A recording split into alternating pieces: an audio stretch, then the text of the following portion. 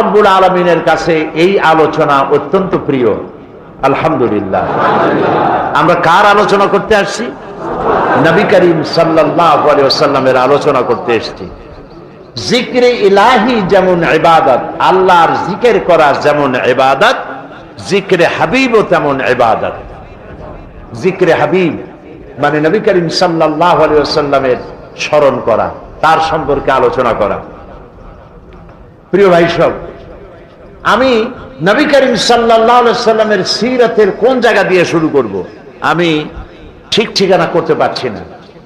যেমন আটলান্টিক মহাসাগর কেউ যদি চামচ দিয়ে মাপতে চেষ্টা করে যে কত পানি আছে, চামচ দিয়ে কেউ যদি আটলান্টিক মহাসাগরের পানি কত চামচ পানি আছে এটা মাপতে যাওয়া যেমন আহাম্মকি বেউকুফি, এর যেমন সম্ভব নয়। তারপরেও বলি যে চামচ দিয়ে যদি